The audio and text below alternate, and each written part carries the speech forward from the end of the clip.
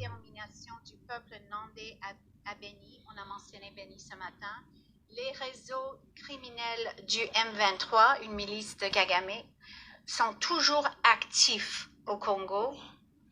L'ancien directeur du renseignement, général Delphin Kayimbi, récemment mort en détention, a été un membre de l'AFDL, les rebelles de Kagame, en 1996, et a fait du recrutement en 2017 pour le M23. Il aurait organisé aussi le recrutement pour la milice ADF qui mène une campagne de terreur et qui tue presque tous les jours avec les méthodes du FPR à Beni dans le Nord Kivu. Je reçois des images, des photos presque tous les jours, des images des enfants, des femmes et des hommes qui ont été tués par soit des machettes ou agafuni, les houes. Et on coupe l'os occipal ici. Ce que le FPR avait fait durant le génocide et après, ce sont des tactiques du FPR. L'objectif de cette campagne, c'est de s'emparer de la terre et de l'exploiter. Je termine avec une citation de Jean Jaurès, son discours à la jeunesse en juillet 1903. Le courage, c'est de chercher la vérité, c'est de ne pas subir la loi du mensonge triomphant qui passe et de ne pas faire écho aux applaudissements imbéciles et aux huées fanatiques. Merci. Bonjour et bonsoir bandeko. Napesi bino mbote na kombo Yesu Masia na banzi biso nyonso totolandi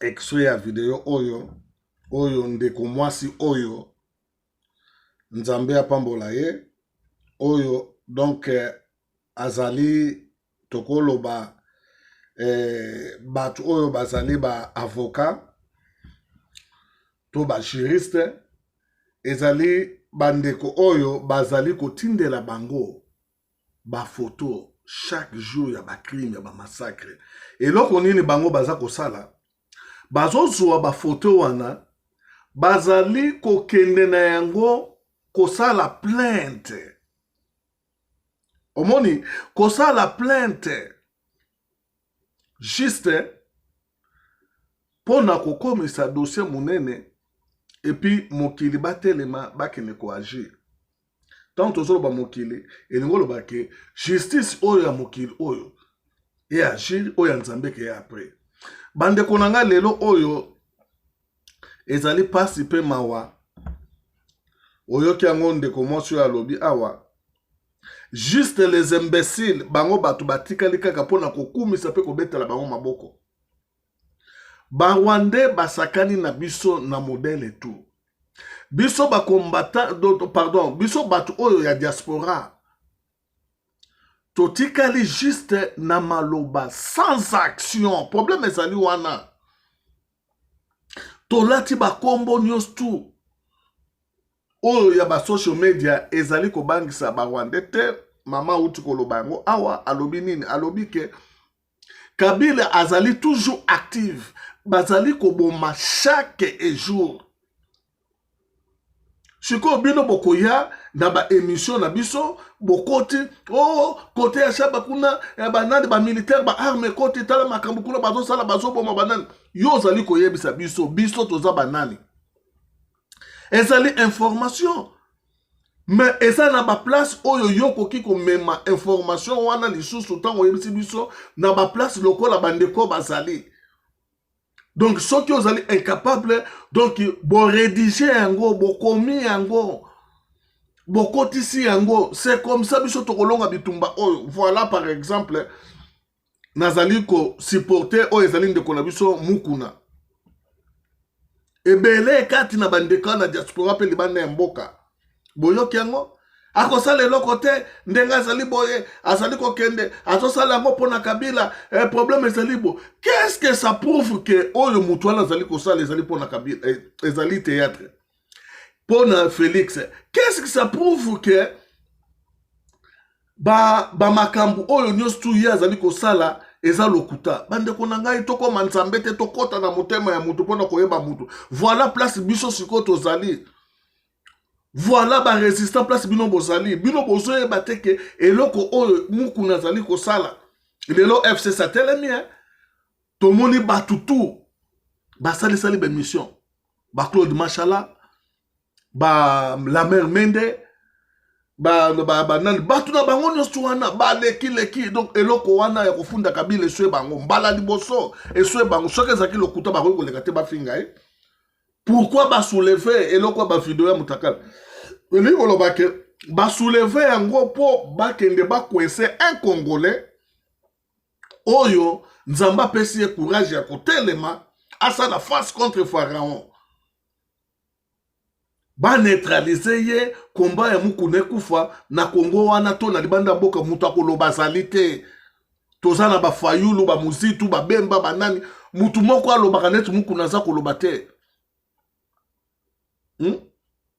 aloba tu mpe azali koloba nyonso tu bato bayaki na babota wa Kabila ayaki na babota akotaki eza baverité même baverité wana papa wemba kufa nango mpona koloba ke bato oyo bakotaka na babota na 97 lelo bakomi bamilliardaire ta bato baboma mutu ya bato me mutu azali koloba yango bino boza kosupporte te siki ekomi bakritike bokomi kosalela ndeko na bino moko azali kosala kotelema mpona korevendike droit lelo oyo soki eloko azosala nzambe atie maboko esimbi yo nanga tokosepela na nsima na ye me bolingi yango te bolingi sikoyo ke il faut bato baya kokumisa bino voilà place motema ya mabe ezali voilà place jalousie ezali voilà place komba na bino ekesimbaka te voilà place Kabila bavota loi na bango na 2018 avant tika pouvoir que président article 7 que président azali na exercice soka silisi musala na longwe makamu nyonso asalaki ya mabe to malamu bokoki su na kolandela ete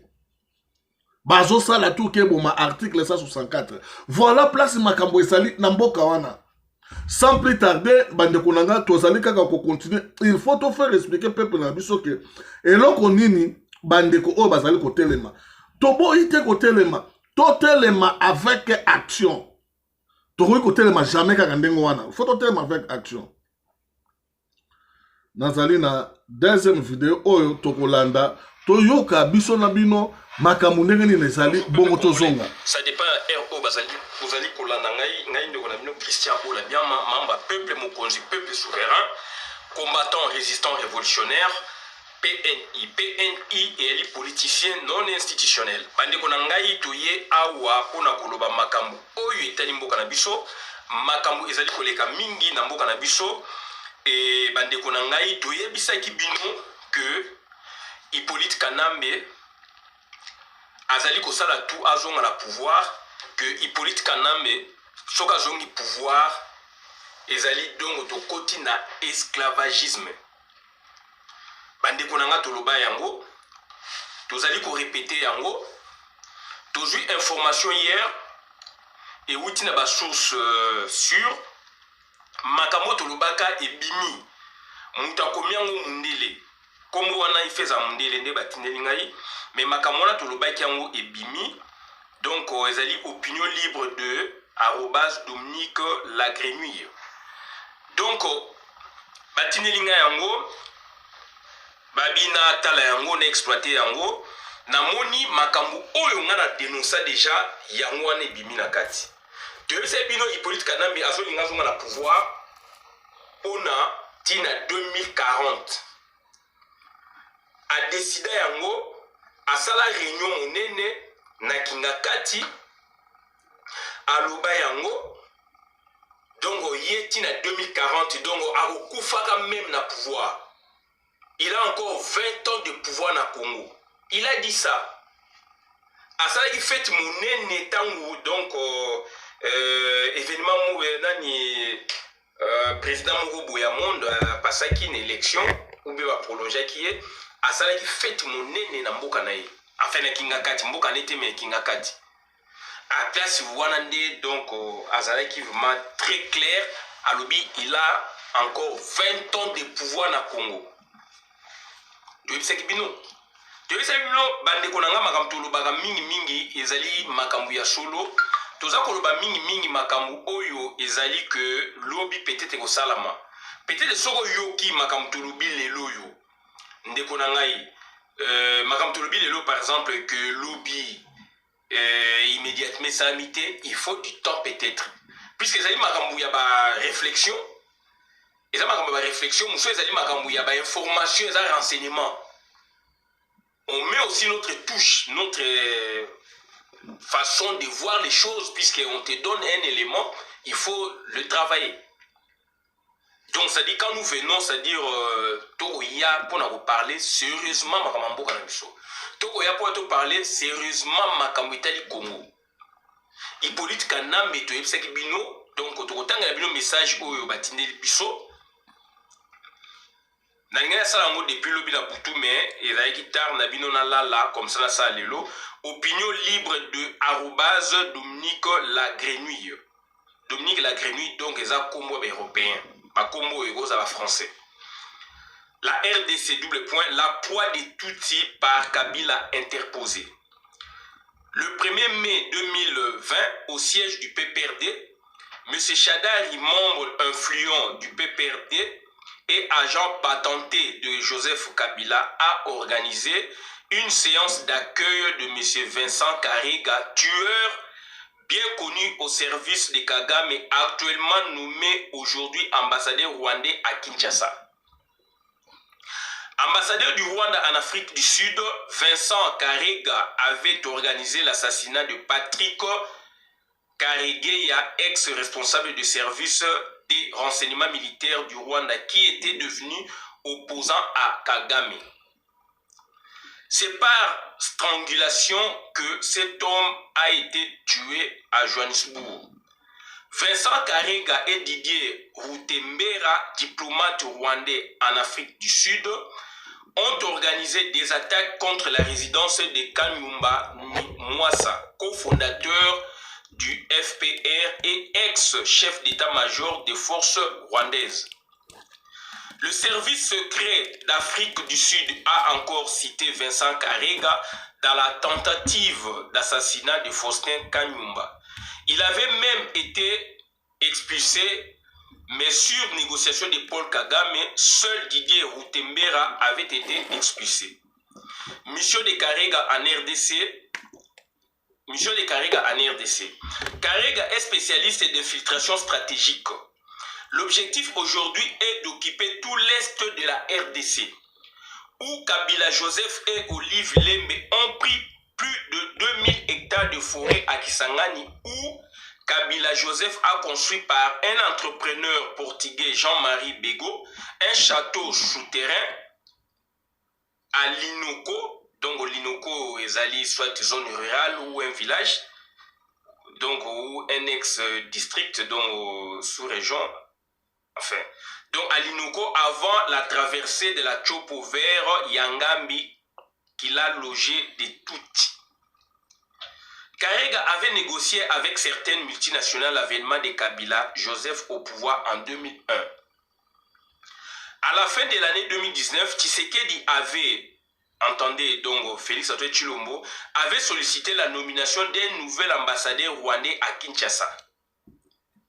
Et Kagame portant son choix sur le criminel Karega qui est pourtant cité dans plusieurs coups dans la sous-région de Grand Lac. Karega vient renforcer Kabila Joseph pour accélérer l'infiltration rwandaise en RDC afin d'accomplir la balkanisation de la RDC, afin de proclamer la République unie du Kivu qui aura comme capitale Gisenyi. C'est lors du dernier séjour de Kabila Joseph à Gisenyi que le choix de Karega a été décidé. L'objectif de cette nomination à Kinshasa est de réaliser ce qui vient d'être dit et de faire revenir Kabila Joseph au pouvoir de 2024 par là jusqu'en 2034 à la fin du pouvoir de Kagame et atteindre les objectifs. Dominique Lagrenouille, spécialiste de l'Afrique centrale. Bande konanga biloko toluba yango, donc tant to ko makambu bande konanga itoko ya ezali makambu ezako bima na ba source sûre et tant to za ko lobango bozonga avec beaucoup de respect pour ça ba recherche ou bozonga avec beaucoup de réserves tout court. Donc un homme prudent akoyoka akorejeter te puisque na Congo ndenge tozali lelo boye tozali na occupation. Donc on a naza koloba ezali ti naza ko renseigner batu o bazola nangai batu pe o ba osala ba vidéo oyo pe bango bandeko ba osala ba vidéo eza pe baza ko renseigner ngai baza ko renseigner pe ba congolais. Donc to komi donc eza ba to constituer diaspora constituer déjà en soi un grand pôle ya renseignement ya Congo. Puisque les sources sont belées, na loba yango to kota na polycentricité des sources. Donc ça dit ba organe ba source ya ba information. Merci bandeko. Je crois que boyoki ndeko na biso ndenga lobi lettre oyo pesami eza un ambassadeur rwandais ou aza grand criminel ye azali spécialité na ye ezali pona infiltration ye a ye ba nommé ye ambassadeur na Congo. Kigara so kigera oyo Félix Ayambaki pe basalaki ba makambo plan ezali wana 2023. Je crois que ndeko bosani mwa muke mais honorer ngwanda muto aloba yango liboso ke Kabila aloba na sommet wana ke nakei te mais nake congé na kozonga donc eloko moko ndengwana devie H aloba yango eza ya solo lelo o tozali komona yango ke Kabila atonga kinga kati na ye ezali monarchie. Donc Kabila za na place à okendete. Voilà biloko tozolo bake. Bino na biso tozali banda to soutenir ndenge de kwa lobby. Oh, mais to moni ndeko na biso aboti courage mukuna oyo. Mais atelemi azali kokende ole to tie maboko bino boye. Yo yebite ke ledo oso to lobele ni mukuna ke Kabila sali erreur ya kokanga mukuna. Ndenge bazo funde makama mwasi wana. Ekoki ko créer soulèvement populaire. Peuple à côté le mapeur au sala désordre. Que message naïvement que peuple tel matin ou ekoki peuple a kobima voilà place batu bazali na ko comprendre te omoni to ki be mission na bino kobika bo comme siko ko sekande ko na bino mukuna voilà place tozo kenda Kabila ti 2040 bo yo kinde ko ndenga lobi Kabila ti 2040 so akoti na 2023 et sili yo ko koma na mbula nini omoni to ko kangama na libanda awa liwaye ko zo biso na libanda awa. Voilà ba distraction na bino to lata ba kombo mususu na libanda na ba komba yango juste tozolo ba ebele makambo ebele mais action ezalite metango batu bazu biloko déjà ba action tozali ko sepela na yango zwa action zuloba muke me bozwa ba action ba wande ba soko lobate mais olani moso na mundele nga lobi bazali ko continuer toujours ko boma donc bazana action na bango ke ya ko détruire peuple oyo to remplacer bango na ba néolithique. Bazo bangate bazo continuer mais siko bayebi ke congolais alinga lokumu oh soki mboka ne someke zala kingai mukuna te parce que mukuna za traître mais na politique ezala ngwana Tshisekedi avant koma na IDPS azalaka membre MP effectif MP aistimbita longwa ke ndenge ezali Fayulu azalaki na IDPS ba longwa basali la muka akesoki na ba décider soki wapango et ça politique. Mais mukuna siko biso tokomi banzambe tokomi ko juger video wana eza ya lelo to eza ya kala toana tolo ya mwana wana ezali tolo ya jeune garçon mukuna sa déjà ko kola tolo ne ko kozala ne mwana te bazo bisa bino ke babiloko moko basali pona ko détruire mutu wana babomela ye nini veille patriotique bino boza kondimate bino voilà siko makambu yango yo olobi nini plan nino pesi action nini biso tokoki kozela après 1-2 mois to limite que 2021 eleka to boyi ba discours ya lokuta to boyi kolalisa bato ba biloko ba pongi to boyi ba star ya net to lingi ba action ba combat oya pamba koloba ba kopesa ba stratégie et que simba te kota est wana nyo sone se zwama Kishasa yango ezokende kala mingi te batu bino bosa kolala bozali ko continuer toujours ko supporter ba Rwandais bande ko na bino bozo rejeter bango bozo boya ko supporter bango voilà siko ndenge ne batu bakokende bande ko ona zalaki na mpona lelo ezawana nzamba salisa ne tokomi prochainement na édition mususu merci bye.